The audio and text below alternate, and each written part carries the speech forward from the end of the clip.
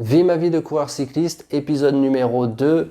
Bonjour, bienvenue sur Cyclisme Attitude, la chaîne qui rassemble tous les passionnés de vélo. Je suis Richard Patrosso, coureur cycliste ultra. Et dans ce deuxième épisode de Vie ma vie de coureur cycliste ultra, je vais vous faire le résumé de ma semaine du lundi 12 au dimanche 18 décembre 2022. Qu'est-ce que j'ai fait lors de cette semaine? Pas grand-chose, presque rien, seulement une séance de home trainer le jeudi.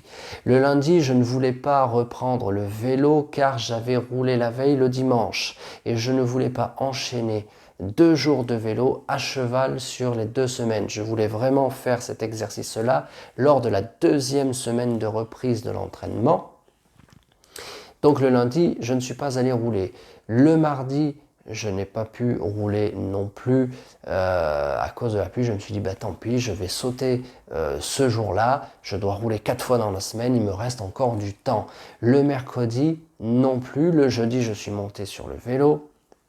Ça a été très facile, très sincèrement, j'ai aimé cette séance de home trainer, je n'ai pas vu l'heure passer, je n'ai fait que tourner les jambes, c'est ce que j'aurais fait sur la route, c'était le programme des 2 premières semaines, pas d'exercice spécifique, seulement tourner les jambes, donc c'est ce que j'ai fait sur le home trainer. C'est passé très vite, j'ai apprécié l'exercice. C'était pas difficile. J'ai sorti le home trainer assez facilement, j'ai changé la roue, j'ai eu un petit problème à un moment, les vitesses ne passaient pas avant d'installer, de monter sur le home trainer. Donc lorsque j'ai installé le vélo, j'ai vu que les vitesses du pignon arrière, c'est-à-dire du dérailleur arrière, ne passaient plus. J'ai pas compris pourquoi. Alors là, j'ai cru que j'allais annuler la séance. Je suis allé prendre l'autre vélo. Au moment où je prends l'autre vélo, où je vais commencer à changer les roues, je ne sais pas pourquoi je réessaie une dernière fois en enlevant l'habillage des cocottes d'ailleurs. Donc si vous voulez voir un épisode sur l'expression mettre les mains aux cocottes, je vous invite à voir cette vidéo spéciale de la série Le jargon du vélo expliqué. Elle est en ligne, je parle qu'est-ce que les cocottes, donc qu'est-ce que mettre les mains aux cocottes, qu'est-ce que cette expression du jargon cycliste signifie. Vous avez une vidéo spéciale sur le sujet, je vous invite à aller la voir, abonnez-vous à la chaîne si ce n'est pas encore fait pour mieux la retrouver. Et donc lorsque je remets l'habillage des cocottes, je l'ai enlevé, est-ce que je l'ai remis, j'en sais rien, mais je repasse les vitesses et ça marche. Alors je n'ai pas changé de vélo, j'ai gardé le vélo que j'avais pris, je l'ai remis sur le home trainer, je suis monté sur le home trainer, j'ai fait 1 heure, c'était très bien, je pensais avoir commencé ma semaine, nous étions le jeudi, il fallait donc que j'en fasse tous les jours. Le vendredi, j'étais tout simplement fatigué, le samedi aussi et le dimanche également. Que s'est-il passé? C'est très simple, je me suis fait piéger.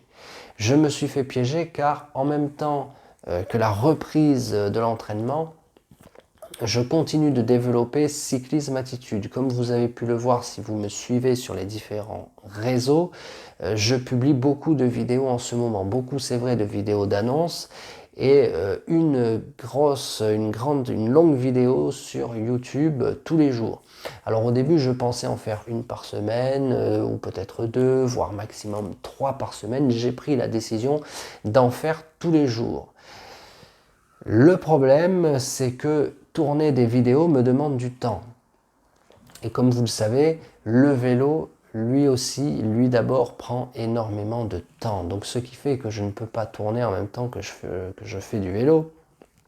Et il faut bien sûr écrire, trouver des idées pour les vidéos, écrire, etc.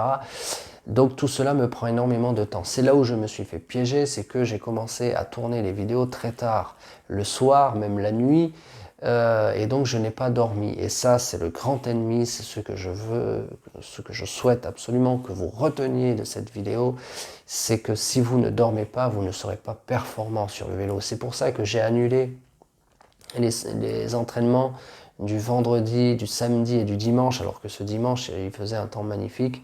Je ne suis pas allé rouler dehors alors que j'en avais vraiment envie, que j'aurais pu tourner des vidéos sur le vélo. Ça fait longtemps que je n'en ai pas tourné, c'est dommage.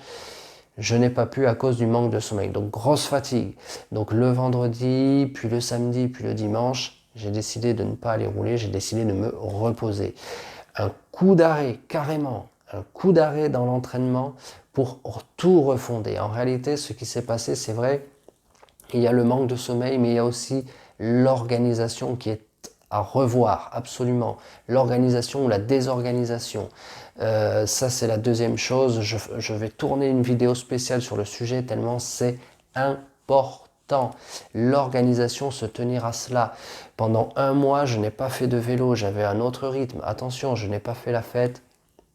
Je me suis reposé tranquillement. J'ai fait des choses, bien sûr, mais au niveau du sommeil, j'étais très bien, j'étais très raisonnable. Je n'ai pas profité de la période de coupure pour me coucher très tard. En revanche, peut-être que j'aurais dû tourner beaucoup de vidéos à ce moment-là, car je ne les ai pas tournées à ce moment-là, je les tourne maintenant et j'ai décidé d'en tourner une par jour. Donc, pas d'en tourner une par jour, d'en publier une par jour sur YouTube, une grande vidéo sur YouTube tous les jours. En plus de cela, il faut aussi que je tourne, comme si vous me suivez depuis un petit moment, vous savez que avant la coupure, je tournais une série, une mini-série, donc des vidéos de 60 secondes pour la série Un conseil vélo en 60 secondes chrono. Donc j'avais fait ça sur la coupure, sur l'entraînement de fin de saison. Tout cela va revenir sur la reprise de l'entraînement, sur la préparation hivernale, et puis on va parler aussi bien sûr de beaucoup d'autres choses sur comment choisir son club, etc., etc. La grosse vidéo existe, mais elle va aussi être déclinée en mini-série de 60 secondes.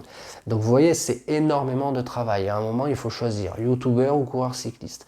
Donc tout cela n'est qu'une question d'organisation. Et la troisième chose que je veux vous dire, après le manque de sommeil et l'organisation personnelle, c'est que l'entourage n'est pas préparé à cela. Pendant un mois, j'avais un certain rythme de vie et maintenant j'en ai un autre puisque j'ai celui de l'entraînement et on ne peut pas s'entraîner lorsqu'il fait nuit. Alors peut-être que vous entraînez lorsqu'il fait nuit et si c'est le cas, je vous invite à nous le dire dans les commentaires et à nous dire comment vous faites. Et d'ailleurs, je tournerai une vidéo sur ce sujet-là. Mais ce que je veux vous dire, c'est que l'entourage n'est pas préparé à ça. Et donc l'entourage, il comprend pas le changement. Tout à coup, vous avez fait un mois de coupure, vous ne faisiez pas de vélo. Et là maintenant, il faut que vous alliez faire du vélo uniquement quand il fait jour et uniquement quand il fait soleil. Donc sinon, vous faites du home trainer, etc., etc. Enfin, vous faites du home trainer s'il ne fait pas soleil, c'est-à-dire s'il pleut. Est-ce que vous roulez sous la pluie? Je vous invite à aller voir ma vidéo. Faut-il rouler sous la pluie?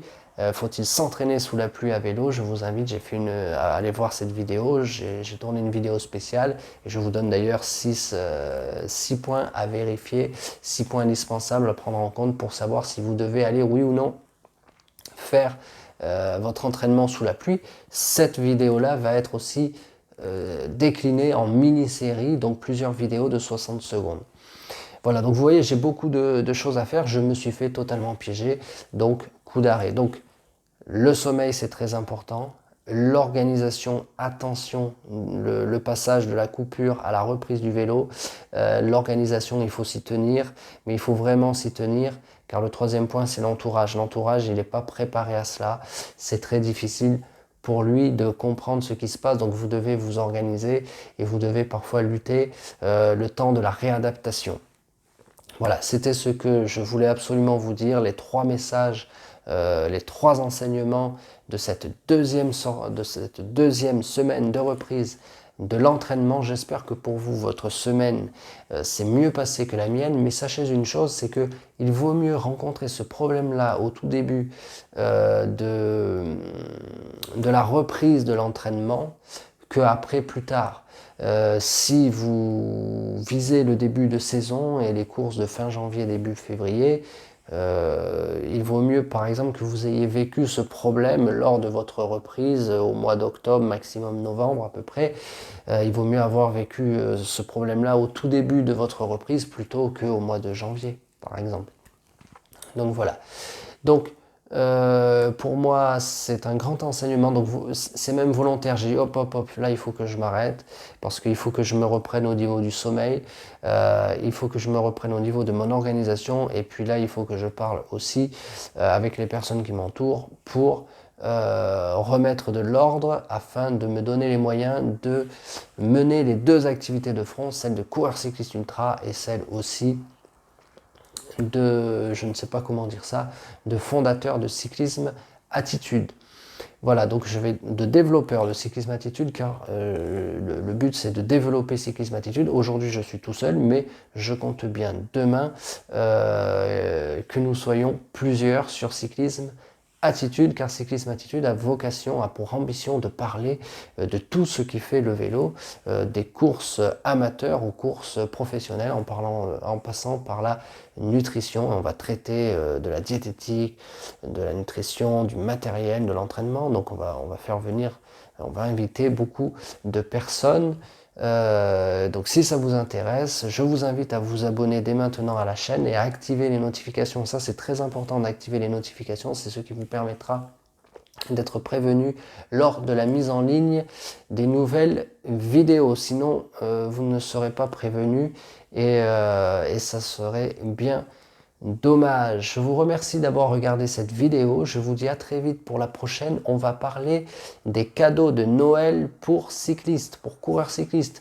Donc si vous n'avez pas encore fait votre liste au Père Noël, pas de panique. Je vais vous dire comment trouver des cadeaux à la dernière minute. Et puis si jamais vous connaissez quelqu'un, un coureur cycliste dont c'est l'anniversaire très bientôt, peut-être le 24 ou le 25, là effectivement c'est pas le Papa Noël qui apporte les cadeaux, donc là c'est à vous à aller les acheter. Et bien je vais vous dire comment faire pour avoir les cadeaux à temps. On se retrouve donc très vite pour cette vidéo spéciale sur les cadeaux de Noël pour coureurs cyclistes. D'ici là, gardez la cyclisme attitude. À très vite.